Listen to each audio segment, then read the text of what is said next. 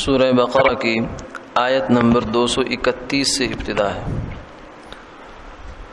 اعوذ باللہ من الشیطان الرجیم، بسم اللہ الرحمن الرحیم۔ وَإِذَا طَلَّقْتُمُ النِّسَاءَ فَبَلَغْنَ أَجَلَهُنَّ فَأَمْسِكُوهُنَّ بِمَعْرُوفٍ أَوْ سَرِّحُوهُنَّ بِمَعْرُوفٍ وَلَا تُمْسِكُوهُنَّ ضِرَارًا لِتَعْتَدُوا وَمَنْ يَفْعَلْ ذَلِكَ فَقَدْ ظَلَمَ نَفْسَهُ وَلَا تَتَّخِذُوا آيَاتِ اللَّهِ هُزُوًا وَاذْكُرُوا نِعْمَةَ اللَّهِ عَلَيْكُمْ وَمَا أنزل عليكم من الكتاب والحكمة يعظكم به واتقوا الله واعلموا أن الله بكل شيء عليم۔ وَإِذَا طَلَّقْتُمُ النِّسَاءَ فَبَلَغْنَ أَجَلَهُنَّ فَلَا تَعْضُلُوهُنَّ أَن يَنكِحْنَ أَزْوَاجَهُنَّ إِذَا تَرَاضَوْا بَيْنَهُم بِالْمَعْرُوفِ ذَلِكَ يُوعَظُ بِهِ مَن كَانَ مِنكُمْ يُؤْمِنُ بِاللَّهِ وَالْيَوْمِ الْآخِرِ ذَلِكُمْ أَزْكَى لَكُمْ وَأَطْهَرُ وَاللَّهُ يَعْلَمُ وَأَنْتُمْ لَا تَعْلَمُونَ۔ صدق اللہ العظیم۔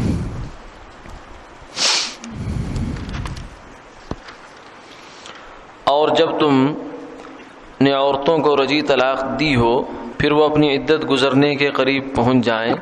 تو یا تو تم ان کو قاعدے کے موافق نکاح میں رہنے دو یا دستور کے موافق ان کو رہائی دے دو، اور ان کو تکلیف پہنچانے کی غرض سے مت رکھو، اس ارادہ سے کہ ان پر ظلم کیا کرو گے، اور جو شخص ایسا برتاؤ کرے گا سو وہ اپنا ہی نقصان کرے گا۔ اور حق تعالیٰ کے احکام کو لہو و لعب کی طرح بے وقعت مت سمجھو، اور حق تعالیٰ کی جو تم پر نعمتیں ہیں ان کو یاد کرو، اور خصوصاً اس کتاب اور مضامین حکمت کو جو اللہ نے تم پر اس حیثیت سے نازل فرمائی ہیں کہ تم کو ان کے ذریعے سے نصیحت فرماتے ہیں، اور اللہ تعالیٰ سے ڈرتے رہو اور یقین رکھو کہ اللہ تعالیٰ ہر چیز کو خوب جانتے ہیں۔ اور جب تم میں ایسے لوگ پائے جائیں کہ وہ اپنی بیویوں کو طلاق دے دیں، پھر وہ عورتیں اپنی میعاد عدت بھی پوری کر چکیں، تو تم ان کو اس امر سے مت روکو کہ وہ اپنے شوہروں سے نکاح کر لیں، جبکہ باہم سب رضا مند ہو جائیں دستور کے موافق۔ اس مضمون کی نصیحت کی جاتی ہے اس شخص کو جو کہ تم میں سے اللہ پر اور روز قیامت پر یقین رکھتا ہو، اور یہ اس نصیحت کا قبول کرنا تمہارے لیے زیادہ صفائی اور زیادہ پاکی کی بات ہے، اور اللہ جانتے ہیں تم نہیں جانتے۔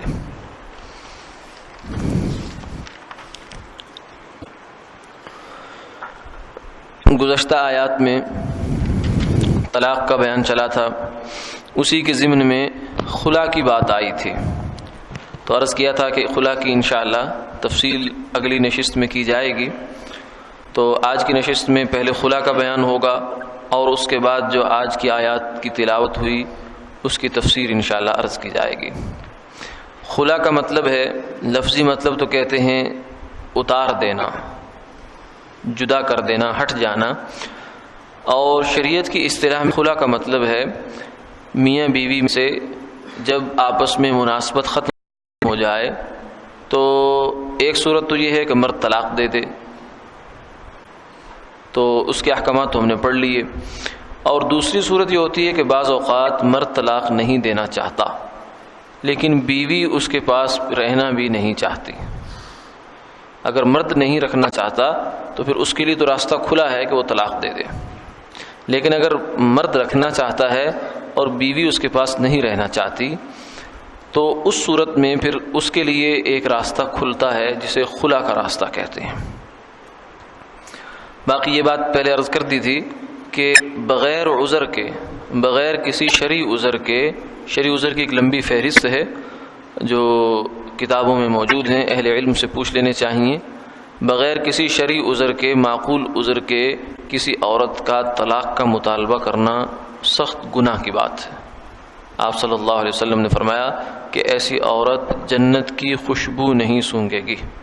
جو بغیر کسی وجہ کے طلاق کا مطالبہ کرتی ہے۔ اور یہ بھی فرمایا المختلعات المنتزعات ہن المنافقات، جو عورتیں خلا لیتی ہیں اور بلا وجہ جھگڑا کرتی ہیں، خلا لینے کے لیے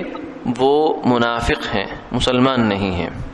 لیکن بہرحال بعض دفعہ ایسی صورت پیش آ جاتی ہے کہ جیسے طلاق کے لیے معقول وجہ موجود ہوتی ہے تو طلاق دینی پڑتی ہے،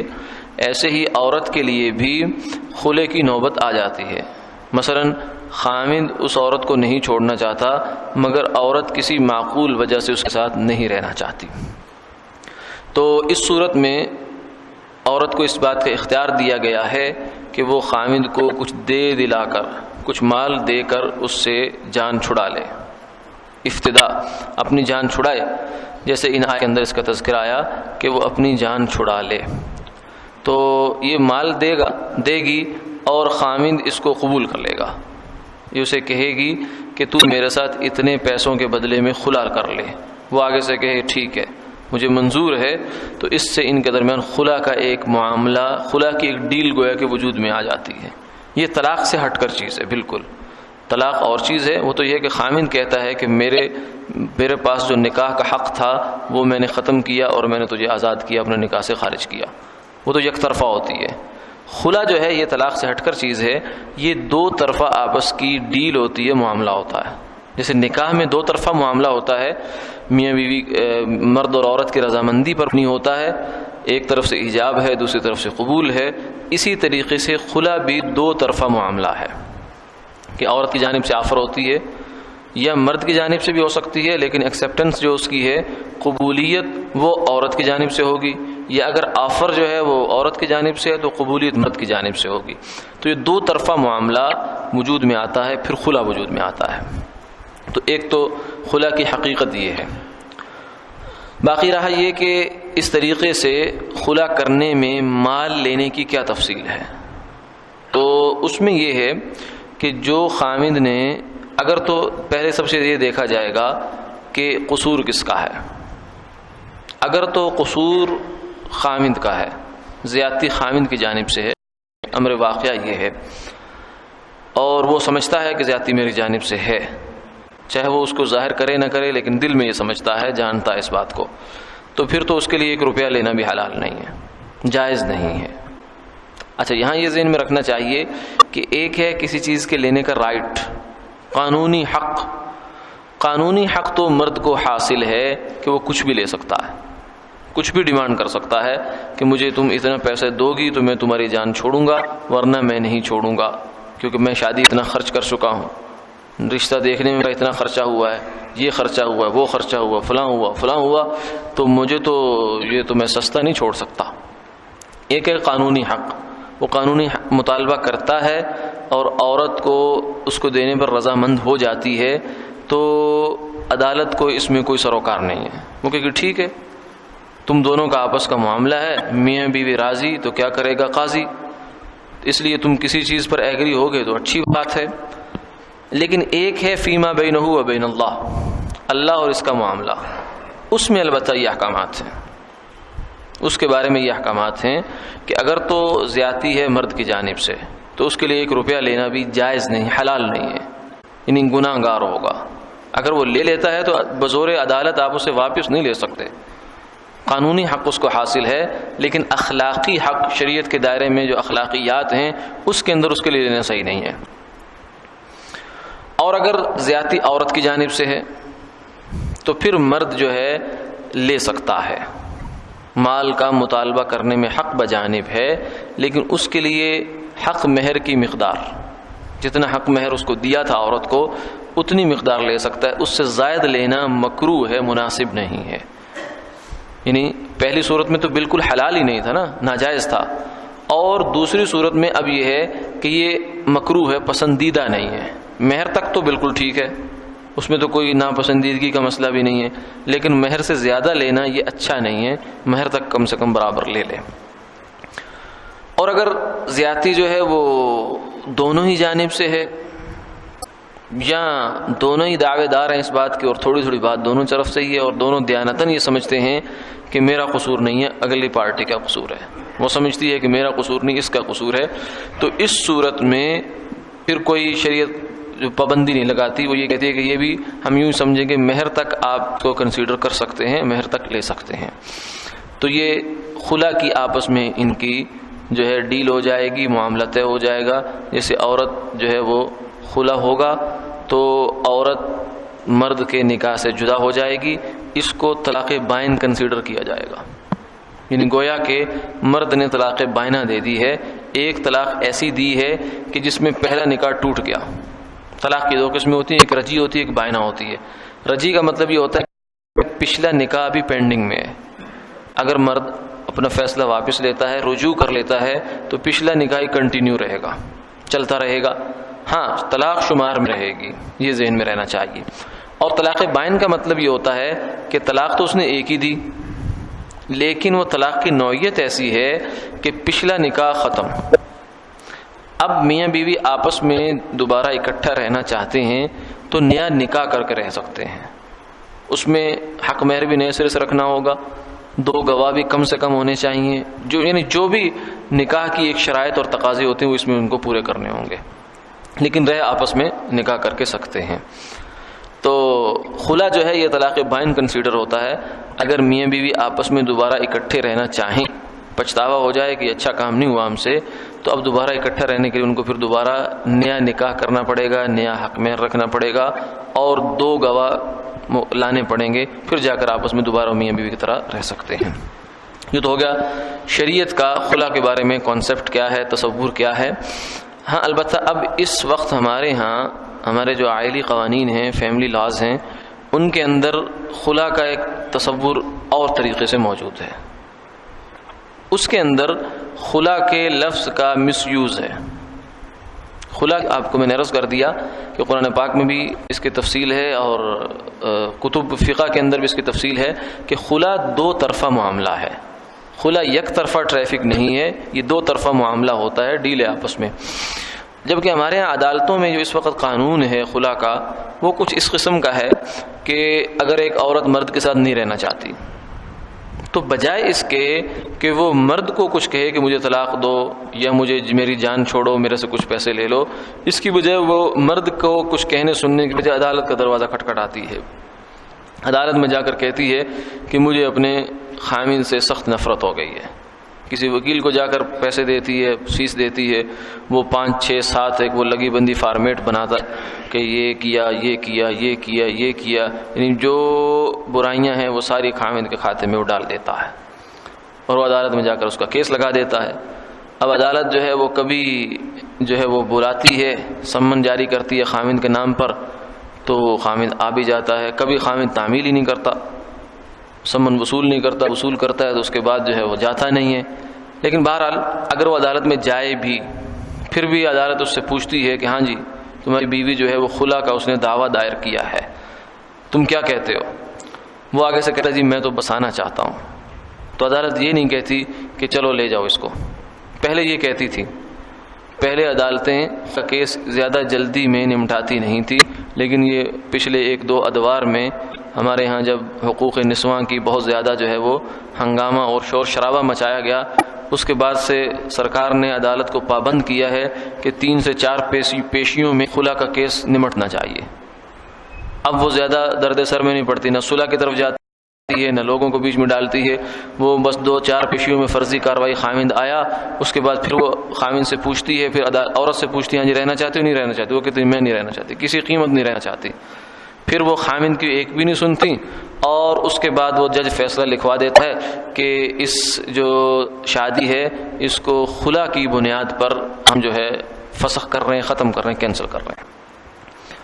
تو یہ خلا کی بنیاد پر شادی کو فسخ کر دیتے ہیں۔ یہاں دو باتیں جو ہیں وہ سمجھنے کی ہیں. ایک تو یہ ہے کہ خلا کی بنیاد پر فسخ کرنا یہ نان سینس چیز ہے، کیونکہ جیسے میں نے عرض کیا کہ خلا ایک ایگریمنٹ ہے جو طرفین کی رضامندی سے وجود میں آتا ہے،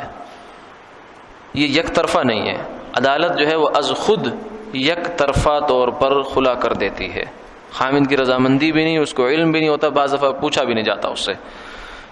اور ایک تو یہ لفظ کا غلط استعمال ہے. دوسرا یہ سوال پیدا ہوتا ہے کہ اس طریقے سے جو عدالتیں